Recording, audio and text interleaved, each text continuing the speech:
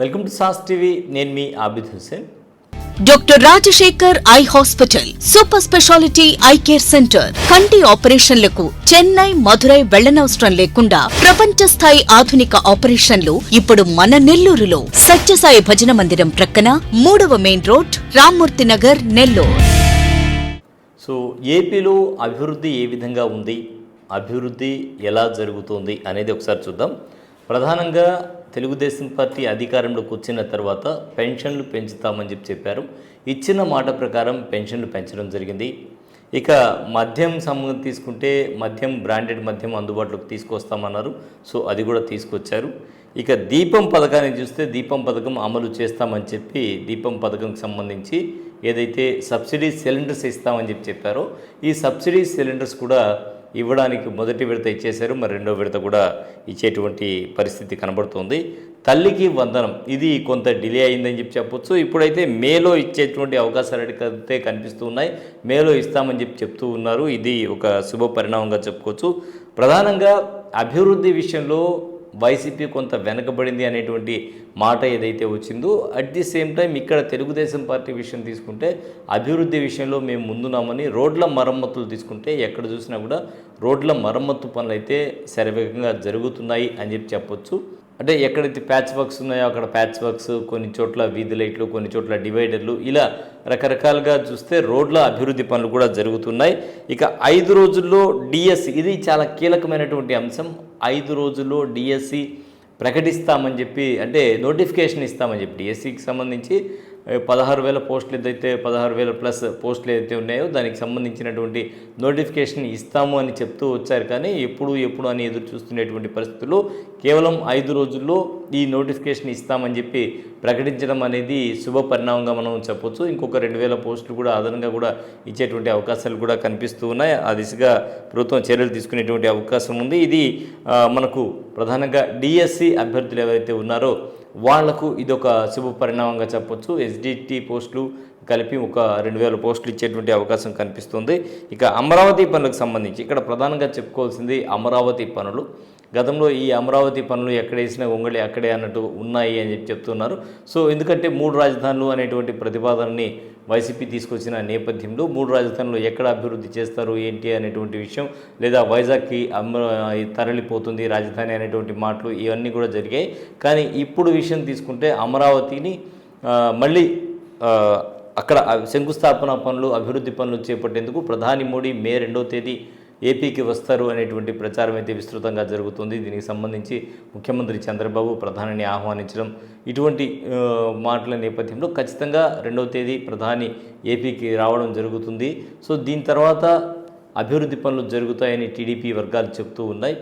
ఇటు పోలవరంకి సంబంధించి మాత్రం పూర్తిగా దాని మీద స్పష్టత రావాల్సినటువంటి పరిస్థితి. అభివృద్ధి ఎప్పటికి పోలవరం ఓపెన్ అవుతుంది ఏంటి అని చెప్పేసి అక్కడ డయాఫ్రామ్ వాల్ సంబంధించి రకరకాలుగా కామెంట్స్ అయితే వస్తూ ఉన్నాయి. కాబట్టి సో ఏది ఏమైనా కూడా ఇక మన జిల్లా విషయం తీసుకుంటే మన జిల్లాలో పరిస్థితి ఏంటి అంటే, మన జిల్లాలో కూడా అభివృద్ధి పనులు, అంటే రోడ్లకు సంబంధించినటువంటి పనులు అయితే జరుగుతున్నాయి. ఇక మిగతావన్నీ కూడా జనరల్గా సంక్షేమ పథకాలు కాబట్టి రాష్ట్ర వ్యాప్తంగా అవి అలా కొనసాగుతూ ఉంటాయి. కాబట్టి ప్రధానంగా ఇక్కడ ఇండస్ట్రియల్ విషయంలో మాత్రం మనం డెవలప్ కావాల్సినటువంటి పరిస్థితి ఉంది. ఆ దిశగా ఇప్పుడు ఉండేటువంటి నాయకులు ప్రయత్నించాల్సినటువంటి పరిస్థితి ఉంది. నిరుద్యోగ సమస్యకు ఇక్కడ ఉండేటువంటి ఇండస్ట్రీస్ ఏవైతే ఉన్నాయో, ఇండస్ట్రీస్ కొత్తగా వచ్చి ఇక్కడ ఉండేటువంటి స్ట్రెజ్లలో కానీ ఇండస్ట్రీస్ పెడితే మాత్రం జిల్లాలో యువతకు మంచి భవిష్యత్తు ఉండేటువంటి అవకాశం ఉంది. కిసాన్ సెస్ కావచ్చు, ఇటు షుగర్ ఫ్యాక్టరీకి సంబంధించినటువంటి భూములు ఏవైతే ఉన్నాయో కొవ్వూరు షుగర్స్ సంబంధించి అక్కడ కొత్త కంపెనీస్ వచ్చేటువంటి అవకాశం ఉంది అని చెప్తూ ఉన్నారు స్థానిక ఎమ్మెల్యే, అంటే అక్కడ ఉండేటువంటి భూములకు సంబంధించి. సో దాని మీద స్పష్టత రావాల్సి ఉంది. ఇటు రైతు సంఘం నాయకులు కూడా అక్కడ కోవూరుకు సంబంధించి మాట్లాడుతూ ఉన్నారు. దాని మీద ఏం జరుగుతుంది ఏంటి అని ఆ బకాయిలకు సంబంధించి కూడా మాటలు జరుగుతూ ఉన్నాయి. సో అది అటు ఉంచితే ఇటు క్రిస్ సిటీ అని చెప్తూ ఉన్నారు, అక్కడ కూడా ఇండస్ట్రీస్ వచ్చేటువంటి అవకాశం కనిపిస్తుంది. సో ఏది ఏమైనా కూడా జిల్లాకు సంబంధించి తీసుకుంటే జిల్లాలో భూములు అయితే కావాల్సినవి ఉన్నాయి. సో ఇండస్ట్రీస్ పెడితే మాత్రం ఇటు ఆమంచర్ల దగ్గర ఉన్నాయి. దాని తర్వాత తీసుకుంటే ఆత్మకూరు దగ్గర కూడా నారంపేట అనుకుంటాను, I think subject to be corrected, Narampeta అనుకుంటాను. అక్కడ ఆ ఏరియాలో గతంలో కూడా ఇండస్ట్రియల్ పార్క్ పెడతాం ఏపీఐఏసీ ఆధ్వర్యంలో అని చెప్పి అంటూ ఉన్నారు. అక్కడ కొంత పనులు కూడా జరిగినటువంటి సందర్భం. దాని తర్వాత అవి పెద్దగా ఏ స్థాయిలో ఉన్నాయో ఎవరు కూడా దాని గురించి పట్టించుకున్నటువంటి పరిస్థితి లేదు. సో ఇవన్నీ కూడా ఇండస్ట్రీస్ పెట్టేదానికి అనుకూలమైనటువంటి పరిస్థితులు అయితే చాలానే ఉన్నాయి.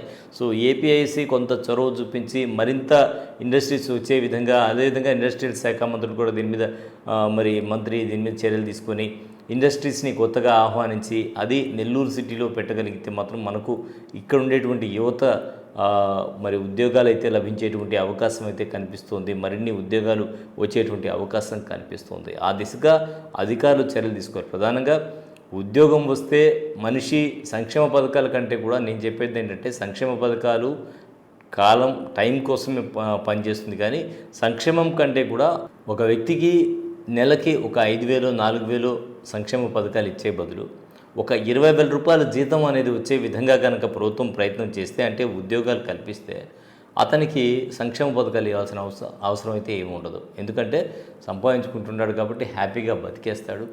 ఇక గృహ నిర్మాణాలకు సంబంధించి పనులైతే అభివృద్ధి పనులు శరవేగంగా సాగుతూ ఉన్నాయి. దానికి సంబంధించి కొంత జరుగుతుంటే కొన్ని దగ్గరలో మాత్రము ఏదైతే గృహ నిర్మాణాలకు సంబంధించి అమౌంట్ తీసుకొని కట్టుబడిలో కొంత ఆగున్నాయో వాటికి మళ్ళీ ప్రభుత్వం ఇవి ఎస్సీస్ ఎస్టీస్కి అలాగే బీసీలకి ఈ 50,000 రూపాయలు ₹1,00,000 ఇస్తామన్నారు.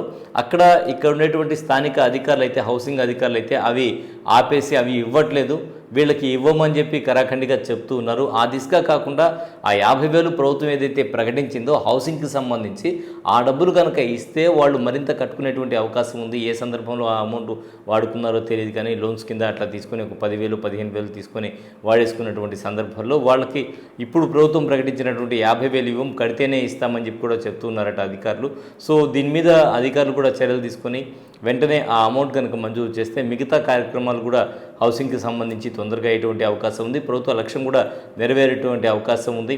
అలాగే ఇక్కడ ఏపీ టిట్కోకి సంబంధించి ఏవైతే ఉన్నాయో సిబిల్ స్కోర్ లేక సుమారుగా 500 ఇళ్ళు ఏవైతే ఆగిపోయి ఉన్నాయో దాంట్లో ఆ సిబిల్ స్కోర్ లేని వాళ్ళకి అంటే ఇంటి యజమాని పేరు మీద లేకపోతే ఇంట్లో ఉండేటువంటి ఎవరో ఒక కుటుంబ సభ్యుడి పేరు మీదకి ట్రాన్స్ఫర్ చేసి వాళ్లకు గనక ఇంటిని ఇవ్వగలిగితే, సో ఆ సిబిల్ సమస్య ఏదైతే ఆగిపోయిందో ₹1,00,000 పెట్టుబడి పెట్టారు, ఒక్కొక్కరు ఆ 50,000 ₹1,00,000 కూడా కట్టున్నారు. సో ఈ కట్టినటువంటి అమౌంట్స్ బయట నుంచి తీసుకొచ్చి కట్టినటువంటి అమౌంట్స్ అవి కూడా కంప్లీట్ అయితే మాత్రం మనకు అభివృద్ధి అనేది శరవేగంగా జరిగేటువంటి అవకాశం ఉంది. ఆ దిశగా మంత్రి నారాయణ కావచ్చు, ఏపీ టిట్కో చైర్మన్ కావచ్చు అజయ్ గారు స్పందించాల్సినటువంటి పరిస్థితి ఉంటుంది. ఈ సిబిల్ లేకుండా ఎవరైతే ఉన్నారో వారందరి గురించి కూడా వారందరికీ ఒక మీటింగ్ కండక్ట్ చేసి వారి కుటుంబ సభ్యుల పేరు మీద సిబిల్ వచ్చే విధంగా చేస్తే మాత్రం అభివృద్ధికి చిహ్నంగా టీడీపీ నిలిచేటువంటి అవకాశం అయితే కనిపిస్తోంది. ఇది ఇవాల్టి స్పెషల్ రిపోర్ట్. మరో స్పెషల్ రిపోర్ట్లో మళ్ళీ కలుద్దాం. అంతవరకు సెలవు. నమస్కారం.